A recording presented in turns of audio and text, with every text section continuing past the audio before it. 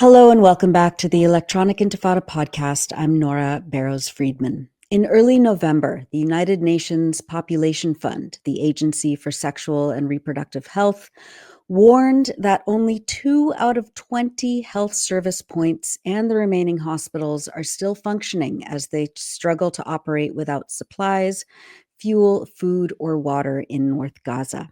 This means that out of the estimated 14,000 pregnant and breastfeeding women in North Gaza, if they are able to survive the daily massacres and airstrikes carried out by the Israeli military, their access to maternal and neonatal health care is restricted, to say the least. Across the entire Gaza Strip, the UN agency estimates that there are more than 15,000 pregnant women on the verge of catastrophic levels of hunger, and complicated and high-risk pregnancies linked with negative outcomes have increased, the agency says, while access to safe childbirth services has dramatically decreased, especially in the north.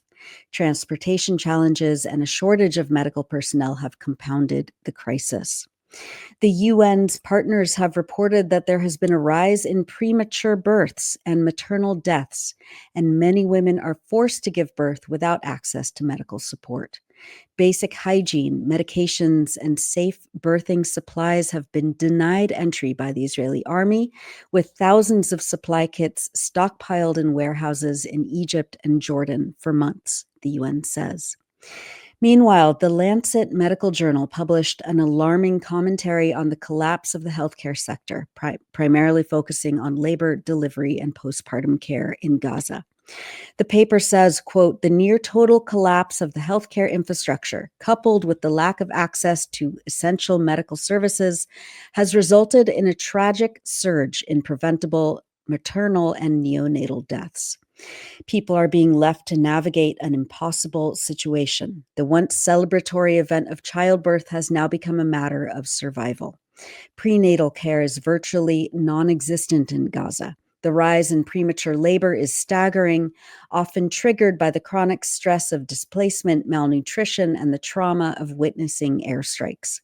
As hospitals struggle to keep up with mass casualties, maternity wards are becoming non-functional. In some cases, women have had to deliver babies outside in unsanitary conditions without the assistance of midwives or doctors. Joining us to talk about prenatal and postnatal health in Gaza and how women are giving birth during a genocide is Heba Al-Nashef. Heba is a midwife and clinician and worked for 6 weeks at Al-Auda Hospital in Nuseirat in Gaza earlier this year. Hiba, thank you so much for joining us today to talk about this very critical and largely ignored issue about women and families in Gaza. Thank you so much for having me. I'm so grateful to be here. Well, let's talk about who you are and what you do. First, tell us a bit about yourself, your field of work, and what led you to join a medical mission to Gaza earlier this year as a midwife. Thank you. So I am a midwife. I trained back in 2008. I graduated and had my bachelor in midwifery, and then I got my master's in midwifery as well. And I've been working in Canada for over 12 years as a registered midwife. I've always had a dream to actually go on a humanitarian mission to serve women and their families in conflict and war zones. I had prioritized being a midwife in Canada first and getting all the credentials and the training to be able to serve in, low resource setting as well. My training originally was in Jordan, and I trained in low resource setting, so I have some experience and have witnessed some really what less than ideal, let's say, birthing conditions and prenatal and postpartum care. So I do speak Arabic. I grew up, as I said, in also in Jordan. And one of the things that drew me into midwifery is the ability to empower women and folks to make decisions about their prenatal care, and subsequently to see the transformation that the women go through birth, like during birth and giving birth to their baby, seeing them for the first time and hold them, cuddle them, having that first skin to skin contact, and how powerful this experience and how impactful a woman usually remembers for the rest of her life, how her birth went. And who held her hand and said, looked in her eyes and said, you got this, you can do it. And regardless to the outcome, whether it's a vaginal birth or like assisted delivery like forceps, vacuum, or even a c-section, it is important for women and folks to feel safe and to have support and to have the kindness and the gentleness of providers that understand informed choice and the people's autonomy and the importance of their experience, and being surrounded by loved ones, so partner, member of the family, their doula, and also transitioning into early parenthood by supporting their choices in feeding their baby, caring for the baby, and just early parenthood overall. And this is very important to shed light on, as women in Gaza, from what I witnessed, they were deprived of a lot of these experiences, and the birth experience was reduced into push your baby out, you know, quickly wrap up the baby, and then leave the ward, stay there for a couple hours, making sure that everything is fine, and then go to their tent, discharge them from the hospital. If it was a C-section, they could stay for 24 hours, and then especially as a first time mother, going back to your tent or the school that you've been displaced, um in uh in horrific hygienic, like really unhygienic conditions, and having to care for a wound and for a baby, and maybe the milk is not enough, maybe you don't have access to formula, and then having to deal with the consequences of that for their newborns. So it's just atrocious and horrendous beyond anything you could imagine. And so having to reconcile between the world where I am in Canada, we're privileged, we have the resources, we're really tailored to the person's experience of giving birth, providing safe and adequate prenatal care for us to see better outcomes and to not see that many disparities among people. Like, as human beings, you have the right to uh, access to healthcare and to have a safe delivery, and ideally to have a live baby to go home with. And Right. then knowing how to feed this baby, how to have all the support systems that you need. So, because this is bigger than just having a baby, it's like future generations rely on this. This is how you form a society. So we have definitely responsibility to provide these essential aspects of care to women and their babies and their families. This is not light, like a light, just this is reproductive health. It's a debatable topic, and it's causing polarization. This is really important to shed a light on.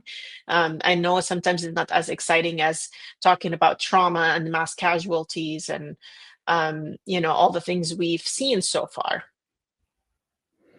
But I mean, this is an aspect of the genocides that people don't really think about. No. That, as you said, it's these disruptions, these ruptures, these traumas at every stage of pregnancy and birth and postnatal care, and being able to provide for your children and your families, and how the genocide at every single stage is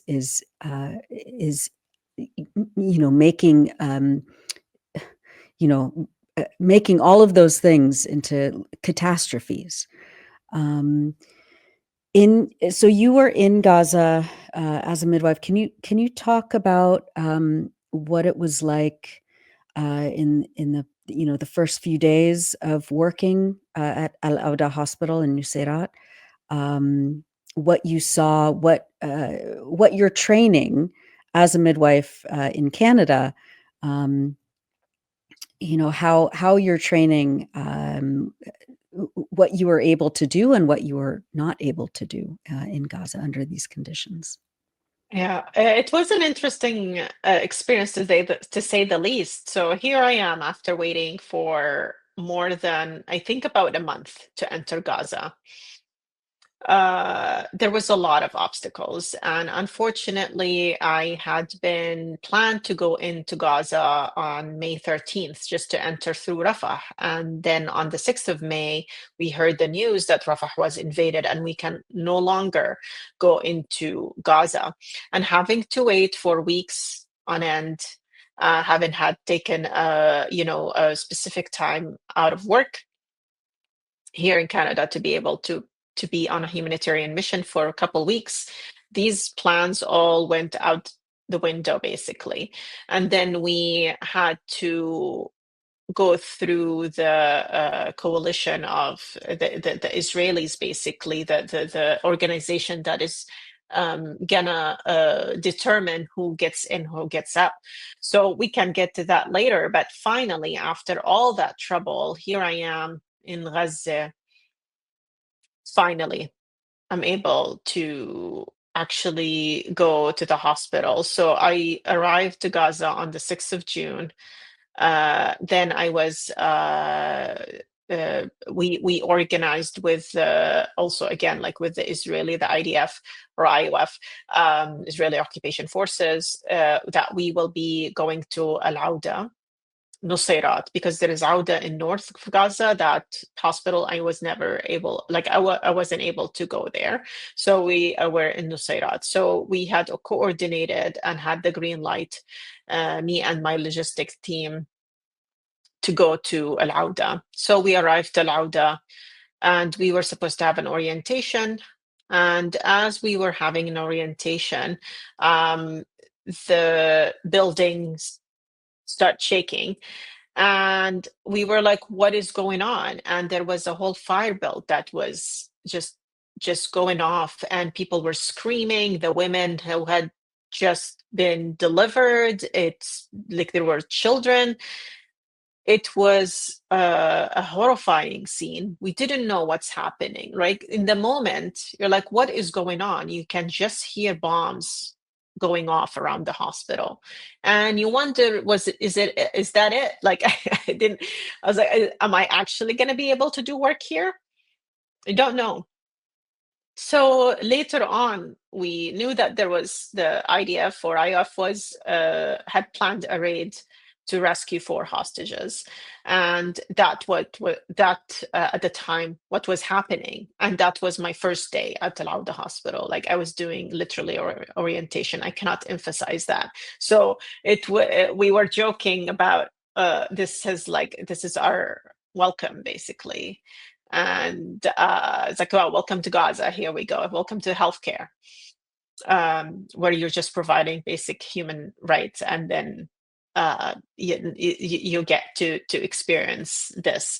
And I understand, like some people say, you're going to a war zone. What do you expect? It's just like, why does it have to be around the hospital? Like that's what it is. And there's a lot of questions that would be raised to why the hostages were near a hospital, etc. But the idea is still, people, like there were so many people in that hospital were so worried about their relatives, other healthcare providers that might be targeted in that bomb. And it was not just extracting the hostages, they were actually demolishing a whole building, like a whole building. After the fact, when I went and saw where it was destroyed, like it was literally leveled.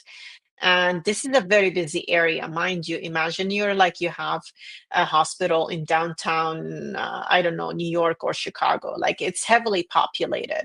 So it was a normal day. People were like shopping around. Imagine all of the people just walking around, and then this raid had started.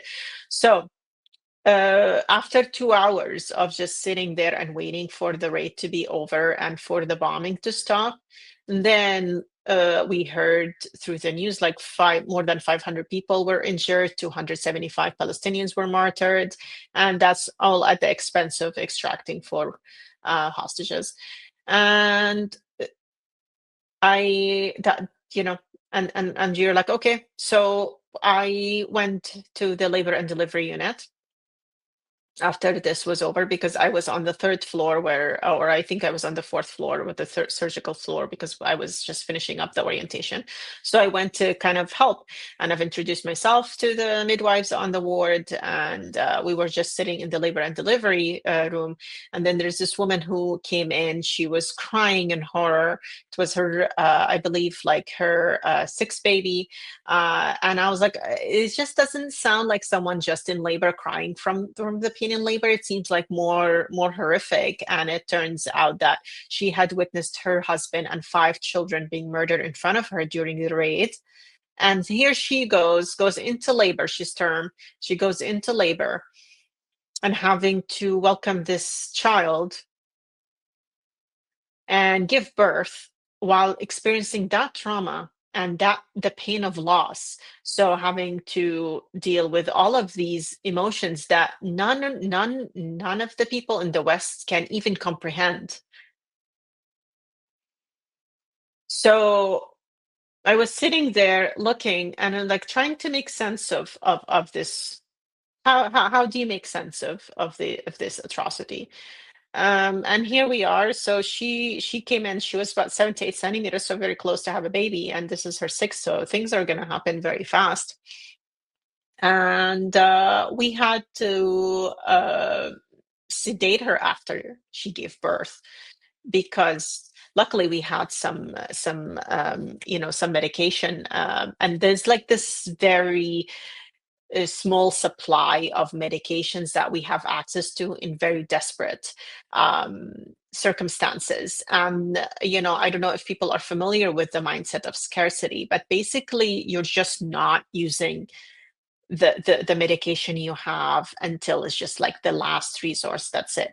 And that's last resort. So she needed that, so we gave her some Bethadine basically to help her cope, and that's it. Like had a baby, was given that, and she calmed down, obviously, and then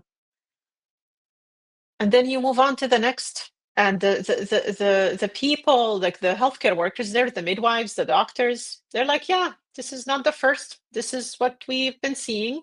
And at the time, it has been quite a bit. Like it's been more like it was 9 months of an ongoing genocide. So people had witnessed, like the healthcare workers have witnessed, like some serious atrocities. Like it's not like one mass casualty or two, were like just daily. And they've also experienced loss of their own families. So having to imagine also as a healthcare worker that's coming into the workplace trying to provide healthcare when yourself has been like subjected to so much trauma, and you're still having to show up and to provide care, and to kind of like it's like this whole idea of like I need to have my cup filled in order for me to be kind as a provider and to show up as the best self. So you can't even have that expectation, because people are just so tired, exhausted, whether patients, companions, or healthcare workers. So that was my first shift and my first day at the hospital. And looking during the orientation as well, before the raid, we were looking at the labor and delivery unit, for example. It had 3 beds side to side, separated by curtains. You've got one resuscitator or baby warmer. So you might have 3 deliveries at the same time, and you have 3 babies stacked side to side on one baby warmer. They didn't have, a simple thing as a name tag, just a bracelet to have babies identified. We had just a tape, like, the medical tape, and you write the name of the baby, weight, date, and time of birth, and then you just stick it on their wrist. And it's slippery and it's not the best. So this is what we used. And also when they are just born, so basically the baby babies come out wet, right? Like the amniotic fluid and all of the blood, all of that. We didn't have blankets to dry them off. We had diapers, adult diapers to wipe them off. Um, it's insane, but at least we had something to dry the baby off with. And imagine the chaos of like three women side by side giving birth at one instance. Like there's no privacy, the screaming, that like how where you try to calm people down, just kind of give birth, and it's almost impossible. And yeah. Yeah, I mean, there was a photo that I saw on your Instagram page of a baby that had just been delivered, and because there were no clamps for the umbilical cord, that you had to tie it off with like the strings from a mask, like a Yeah, surgical mask. so there were clamps, but the clamps were bad quality. So we had a clamp that we put on. I actually brought with me some clamps from Canada because Mm. one of the things that COGAT was specifying, do not bring any medical equipment whatsoever. Only Kogat is personal the use. bureaucratic arm of the Yeah, Israeli military, and we'll yeah, talk more yeah, about that in a yeah. few minutes. But yeah. So they were super happy. The midwives were super happy that I brought proper clamps, because the clamps that they were given, they might snap at any time, and just like the first 24 hours specifically, if the umbilical cord is not clamped properly, baby can bleed out and you might not see it, and they're so tiny. So like what 100 ml is not going to do much for an adult, but it's going to be catastrophic for a newborn because of their size and the circulation, like in terms of blood volume. They can't tolerate a lot of blood loss. So you are facing really like a disaster when you're having this kind of, it's very unsafe. So if the innovation and how people have been resourceful, and the midwives like cutting the lace of the mask, soak it in alcohol. So when they put you put the clamp, and then you fortify it with that. So I was really dumbfounded by this. Yeah, I mean, it's sadistic that the Israeli military continues to prevent basic medical supplies, menstrual pads, medications, diapers, suture, whatever it is that is like basic necessities that we don't even think about here in Um, North America. we take them for granted, right? Right. And that's part of the privilege that goes unchecked. And just really what we struggle the most, for people who have gone to war zones and conflict areas, to come back to the reality of the healthcare here, and how people verge on the side of like being so entitled and not really checking what they have in terms of privilege. That risk is never present for people Yeah. here. The clamps are not gonna just be faulty like that. And Right. it also, like, it speaks to the dehumanization of Palestinians, that these supplies were allowed, but they're the faulty supplies. So you don't even get the right to have a proper piece of equipment or a necessity, because these are animals. Like, and the Israeli government, on and on and on and on, like all of these, like their officials talking about, like, just saying it blatantly, that these are animals. We're not going to allow them food, electricity, water, and fuel.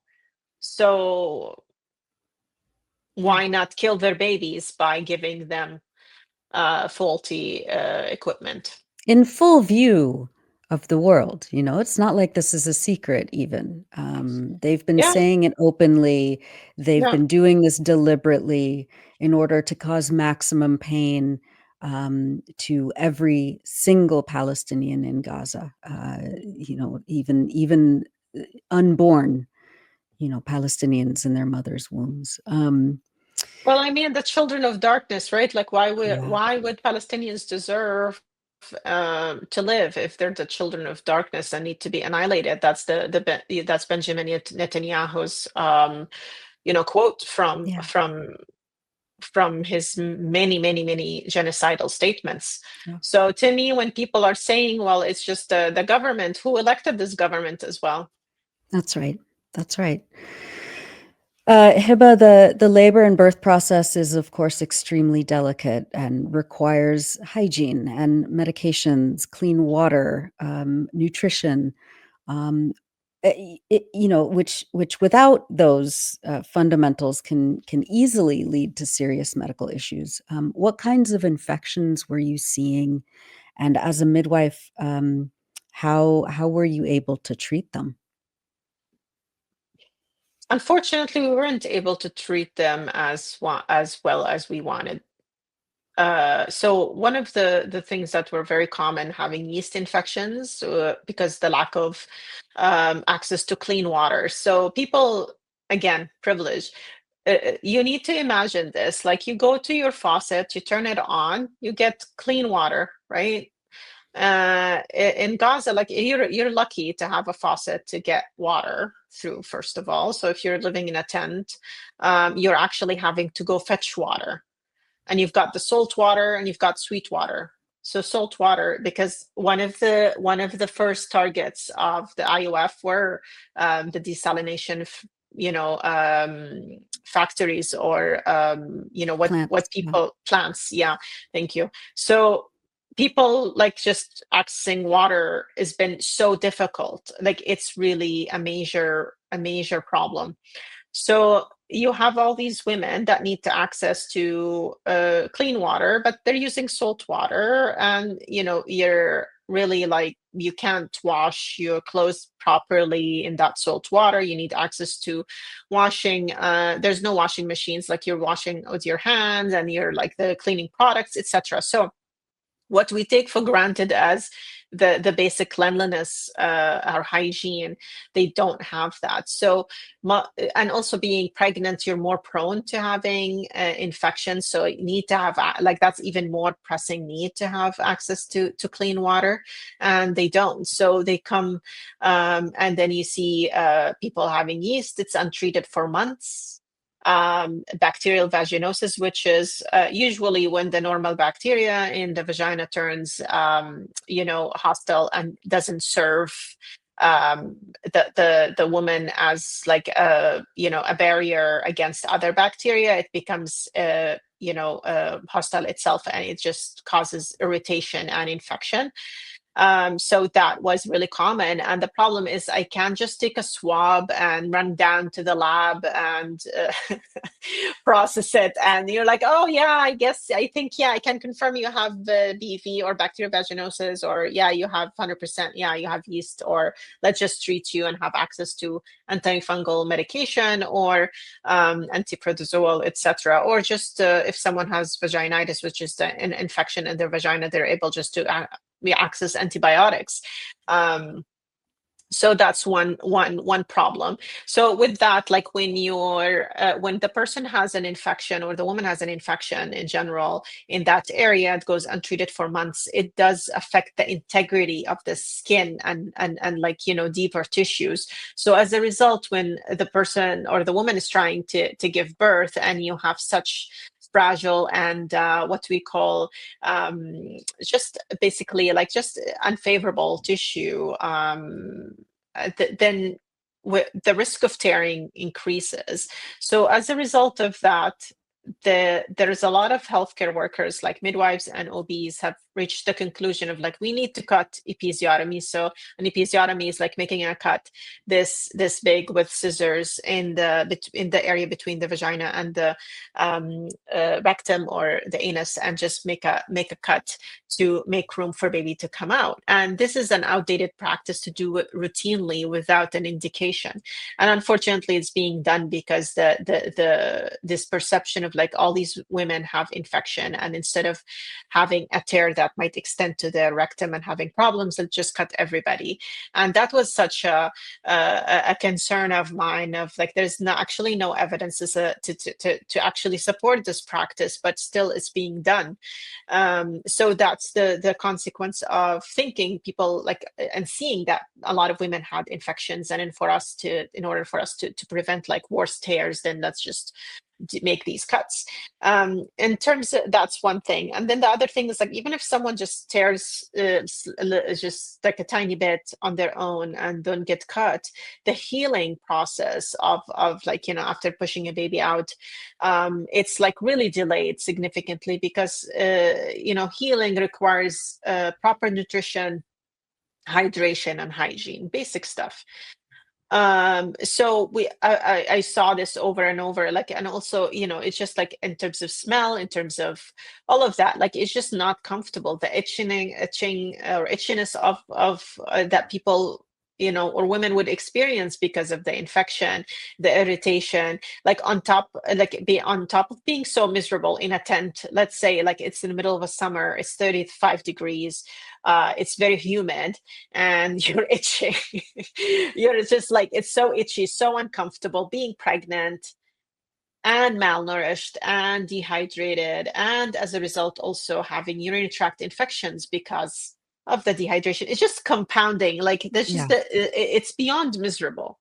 I was healthy, I wasn't pregnant, and I was like really struggling in the sense of like, okay, this is like so intolerable, but then you have to tolerate it because you have no other choice. And I was a healthcare worker that is in a hospital or in a safe house, like an apartment, with access to water, and just access to things that just people in the tents didn't have access to on the or in the schools that they were displaced in, or whatever place they were sitting in. So it's just to put in things into perspective, I think it's important. And as other women witness this around the world and advocate for women's rights, and um, having access to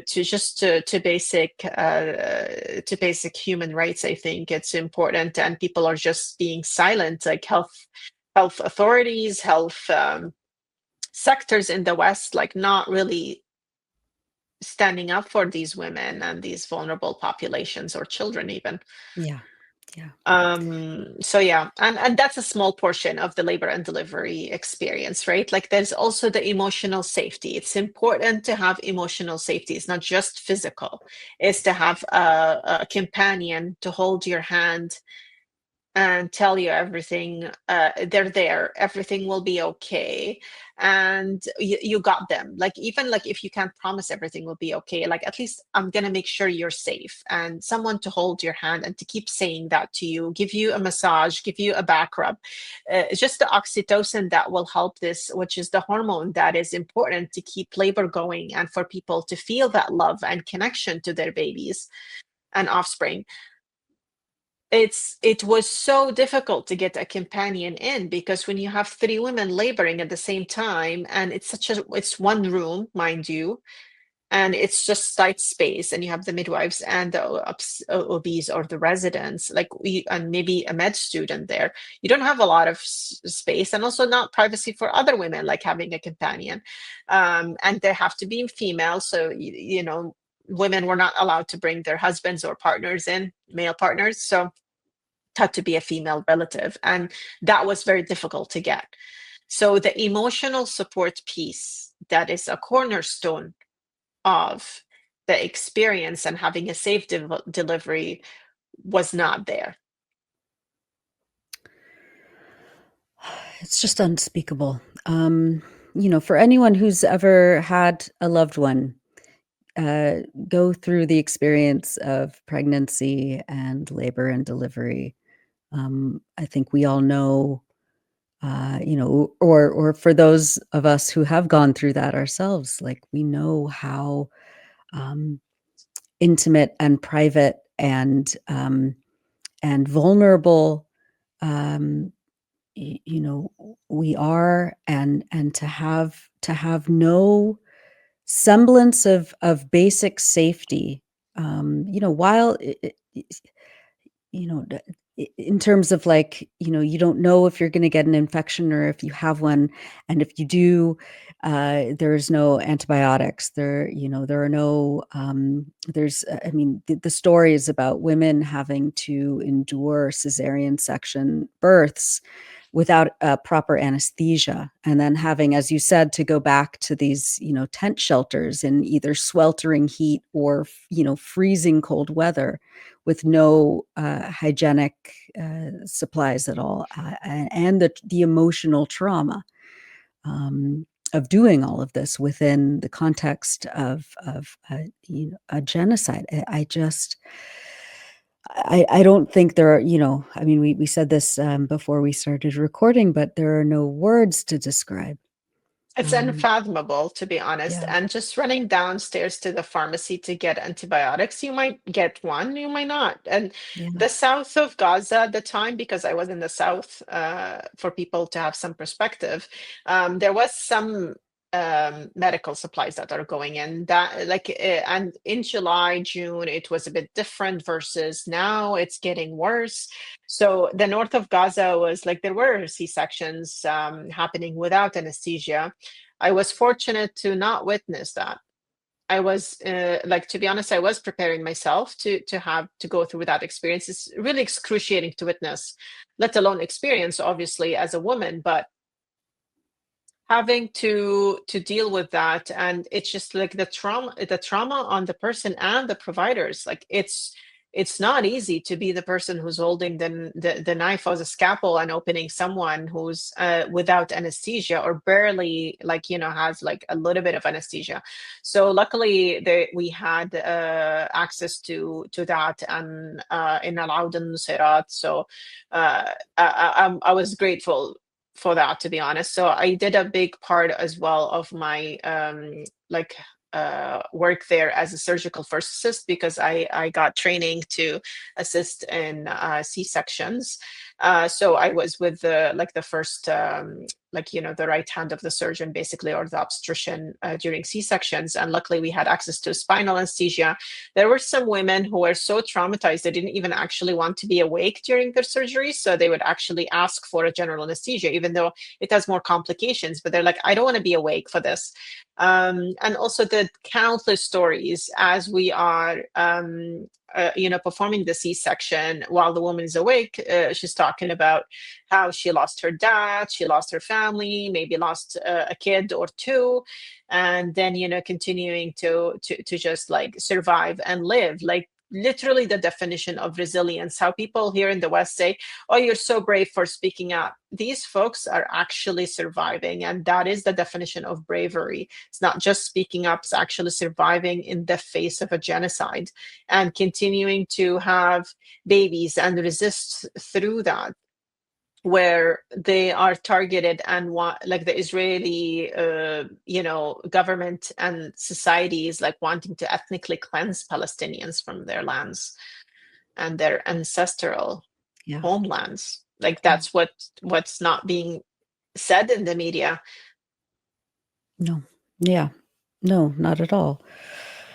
Um, Hiba, you were there 6 months ago, and now the situation is catastrophic, especially in North Gaza.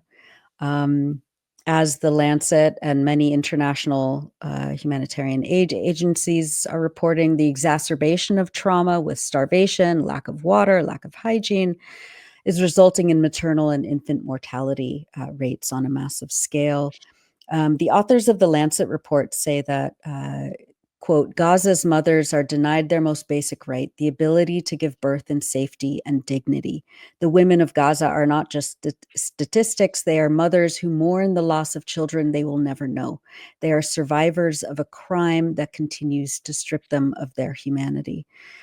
Can you talk about what your colleagues in Gaza are saying these days about the situation for maternal and infant health in hospitals around Gaza? I think it's hard because what they talk about is like, yeah, we've seen it. It's nothing new, nothing new. We're exhausted. We need this to be over, and people are just experiencing like a massive scale of loss, and they feel for their patients. They cannot provide postpartum care. You can't just go around and carry a kit and provide postpartum care for your patients. So they are very concerned. And to be honest, like also the fact that they are themselves, they might die any day.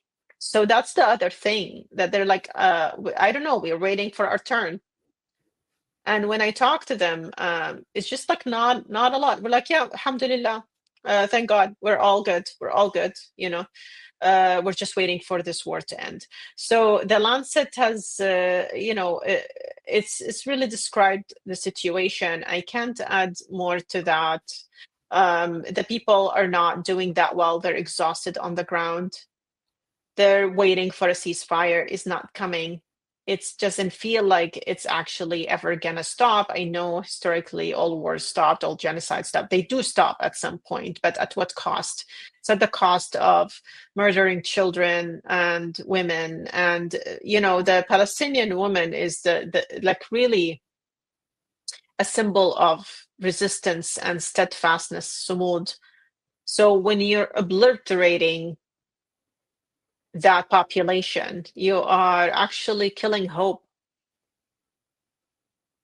And I think that's the big piece to it. And my colleagues there, some of them actually want to get married, some of them want to have kids themselves. They just feel like it's not safe to do so. So they're really concerned about their patients. They're concerned for themselves and their safety, their own families, like, because I mean, they're human too. So it's just yeah, I'm always feeling, whenever I'm done with a conversation with one of my colleagues, there's just a tremendous amount of guilt that I feel, and just a tremendous amount of anger and injustice. And there's an Arabic word that's not cannot be translated into English. The al-qahr is like the experiencing oppression day in, day out, racism, dehumanization, and just let that go for 76 years. This is what Palestinians have been experiencing, and the dehumanization of them. So the Lancet have said it over and over. Like they issued a study, or like a report, sorry, back in July. They issued another. Like it's not about issuing just a statement. Now we need action. These folks just cannot fathom living through this genocide yet another day. But here we are, 400 and how many days? 9 days? It's like almost 410, yeah. 410. Day in, day out. So that's how my colleagues are doing. And they're just witnessing still the murder of their families, the colleagues as well. Like the morale is so low, because when you have your head of hospital being taken hostage and you don't know what's going to happen to him, um just the recently, like the story that's coming about Dr. Adnan al-Bursh, like it's just horrendous. Like as a healthcare worker, you're not even safe. Like you could be gang raped, taken to torture camps, and literally no one knows what's going to happen to you. And your body, after you experience all of that, might not be even given back to your family. Like having to deal with that, it's just beyond anything that I could even touch on today. It's really, I don't know if I answered the question, but it's just, No, you did. It's unspeakable. It's all yeah. unspeakable. Yeah. Um,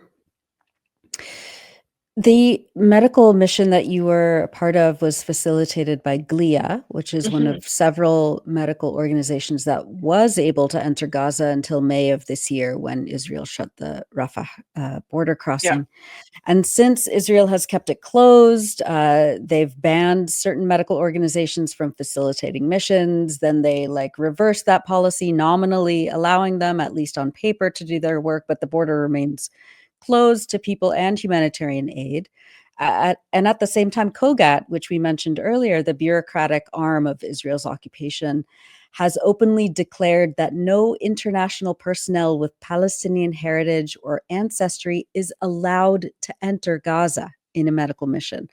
And that's been just, allowed to have been just unchallenged as of now, as though it's just normal. It's normal operating procedure that they can say that this, very deliberately, very clear racist policy is just kind of matter of course.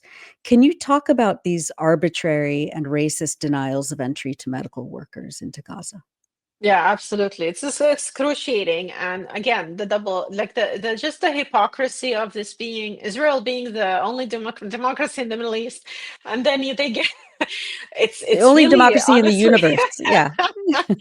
and then and then having to deny people based on their ethnic background and ancestry from going in to help people in Gaza. It's just I don't know. I honestly I just cannot find the words anymore to describe this kind of deranged behavior and way of thinking. So and also it's not just you have like if you go back 3 generations, so your grandfather, Mm.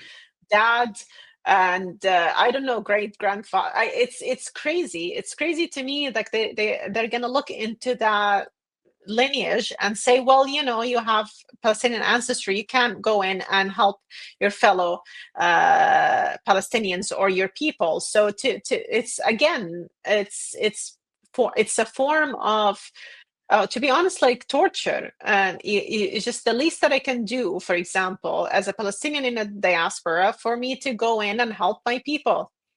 And even that sentiment is being denied. So it's really problematic. And then the other thing, there are people actually have no ties to Palestine whatsoever, no ancestry, nothing, nothing. And they were just denied, no reasons provided. Keep that in mind. There is not always a reason. You can just be denied. Yeah. You can't enter. Why? Mm. And Because it's a because Tuesday, right? yeah, Yeah. yeah. And I mean, the thing is, like, the experience that I went through is like, okay, we were entering as part of, so mind you, here we have Tuesdays and Thursdays that we're allowed to enter and exit as an emergency medical response team. Okay. The aid at the time, it was allowed to go in like maybe 70 trucks a day maximum. The fuel is a different story. Like, you have a very specific amount of fuel that's going to enter. And most of the hospitals were, I think, like, there's a lot of them that were partially functioning. So there was no hospital that's functioning on full scale. And then you have the emergency medical teams, and they have only allowed 20 to 25 people to enter and 20 to 25 people to exit. That's serving a whole strip of 2.2 million people. Like, how does that make sense? Like, that math does not make sense. And as per international law, Israel is an occupying force, and it is mandated to serve its occupied people. And still, they are not held accountable, and they are not going by any law. They're just acting with impunity and continue to dehumanize Palestinians. And part of that, block the aid, block the hope. Because, mind you, I go into Gaza, okay? All these people meet me, the healthcare workers, the patients. They're like, thank you for being here. And like, we gave them hope, even though going in only for initially it was for 2 weeks, and then Kogat actually makes it very hard. So you have to stay a minimum of 4 weeks. So any healthcare worker that works somewhere else, that is limited in how much vacation they can take. So you now to extend it for 4 weeks. And keep in mind, you might not go in the date that you were told you're going to go in. They might deny your entry or push it or just postpone it for no reasons. No one held them accountable. No one says, hey, you said you're gonna go in on the 5th, I'm gonna go in on the 5th. No, keeps getting pushed. It keeps getting pushed. So that's what happened to me. Like, it kept getting pushed. And finally I was able to go in. So the torture and the anxiety of okay, you might not actually go in, you might be denied, oh, the date gets pushed. So instead of me going for 2 weeks there, I had to go there for 6 weeks. And I wanted to extend, to be completely honest with you, because I run the risk they might actually deny your re-entry. So if you want to do another mission, if you were allowed the first time, you might not be allowed the second time. There's no guarantee. So whether you're Palestinian or not as well, despite the racism against Palestinians, even as just a human being, who is acting on from a humanitarian law perspective. So you're being impartial, or like, I'm not pro-Palestine, I'm not pro-Israel, I'm just pro-humanity. I want to go help people in a conflict or a war zone. There are some folks like that. These folks can be denied for just no reason. MSF, that has been neutral the whole time, they're actually asking for a ceasefire, and they're actually taking a position of like, this needs to stop, like a permanent ceasefire. This is unacceptable, and it's all falling on deaf ears. And because the United States is backing up Israel, no one is going to be able to say, they veto every single resolution to stop this genocide, and they continue to fund the genocide. So yeah, it's just it's anyway. I don't like, I don't know. It's COGAT it's a whole can of worms that is just how do you enable the occupiers of Gaza and the West Bank and Palestine to be the ones allowing aid? Like it's really like having the just the criminals and the people who are committing this genocide being also the judges, and being the people that are supposed to help the people that are killing. I don't know. It's not something that makes any sense. And if this is any other country, it would have been different. And it's really, that's right. It speaks to our humanity and apathy. Yeah. Hiba, what keeps you up at night? When you think about your experience working as a midwife in Gaza, and the kind of, stories and statistics that are coming out now, all of these reports, and still nothing is changing for the better on the ground for these women and these families and these babies. What are some stories that you keep thinking about? That you see, people that you saw, women that you worked with in Gaza, that you still think about now. Yeah. There's a lot of things that would keep me up at night. First is, we the whole like Muslim nation, for example, like the Arabs. It's like, where are you? Where are you? There's really like, we're as people who are Muslim and you believe in a day of judgment, and you'll be asked of what did you do to help these vulnerable people in need? How did you show up for them? And for sure, we do boycott, divestment, sanctions. But as like a large community, and like all of these countries, like why aren't you saying anything? Why aren't you doing anything? So that is like really difficult to wrap my head around. And it's like all of these women that have lost their children, and all of these innocent lives. And it's like the voice of the voiceless. So they don't have a voice, and where is our collective responsibility? So for me, I'm like, have I done enough? Basically, that's what keeps me up at night. I want to do more. I want to show up more. I want to tell the stories of Palestinians. How can I live with myself? And I know people say, oh, like, you went there, don't be too hard on yourself, but still ongoing. Like, I have the privilege to leave, and what stays with me is like some midwives were like joking and saying, hey, can you put us in your suitcase so we can come with you? And I'm like, yeah, I wish. They don't have a choice. I do have a choice. I was able to exit, and they couldn't. There's some people who are terminal and they need in dire need of medical evacuations, and they get denied. COGAT denies medical evacuations. And then another receiving countries, they have nothing. And also nothing to say, like nothing to be like, force Israel. No, you don't get to say no to these people. They need to be evacuated. So that really, I think, what I can think of right now in terms of just having to live day in, day out with the privilege, the guilt, and just the lack of action. And I understand that change is slow.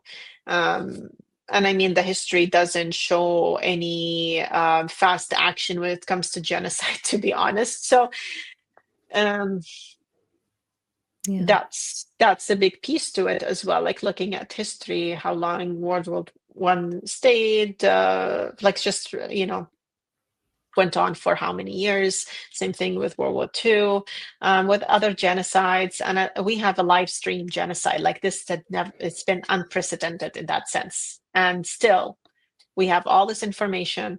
We have all of this evidence, and then we are debating whether this is a genocide or not. And the U.S. is vetoing, and no one is able to stand against a global power. It's just the feel of powerlessness, I think. But still believing, being hopeful and optimistic that our voices are making a dent in this um, world and Yeah. this like nonsense that we're seeing. Yeah. Yeah. Yeah. Absolutely. Um, I mean, in terms of continuing to make a dent, how has working in Gaza impacted your work as a midwife in the so-called West in Canada? Yeah. What can you tell your colleagues in the midwifery and obstetrics world about what women and families are experiencing in Gaza as this genocide continues? And is it even possible to organize medical workers, healthcare workers, midwives, doulas, in terms of being loud and unflappable voices of dissent and of reason and humanity against this genocide? Yeah.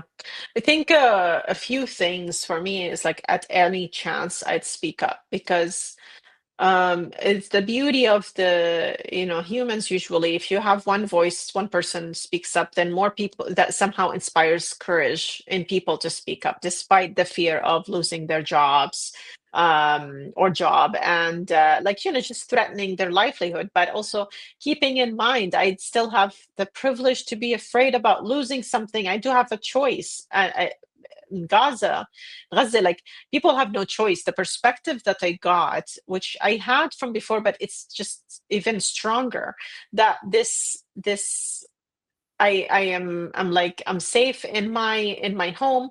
I have access to all of the basic needs, and they don't, and they can lose a loved one in a blink of an in eyelid, like just you can just in a blink, you literally have your whole family die. So, I mean, I know this idea of like, okay, not everybody's able to speak up, and I cannot tell people to speak up, but that's the least we can do in terms of actually showing some sort of solidarity on a human level. You don't have to be pro-Palestinian to just see the humanity of it all and how um, it's just a decent, if you're a decent human being, you're able to speak up against this.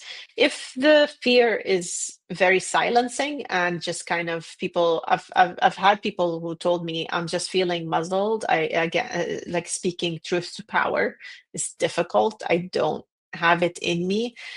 Then we have other avenues like boycott, divestment, sanctions. Like it's about time. Just it's not just protest and showing up for protests. It's actually doing something that might inconvenience of like the average individual in the West of like, grabbing a Starbucks or having McDonald's. And, it's like people say, oh, but that one meal is not going to do anything. But actually, if it's collectively, every single one of us is boycotting it. It worked. It worked in South Africa. It can work again, and it is working. Like I know, like for example, Carrefour has been shut down in Jordan. They had a very strong like BDS base where they actually closed a major chain closed. So it does work, but it's just like to have to come together, like find your community, speak up, organize better, and reaching out to politicians and keep talking about it. And I think Absolutely. that's the most important thing, and not to be scared of educate yourself on Zionist talk points, Zionism 101, and like that's something that we're faced at work.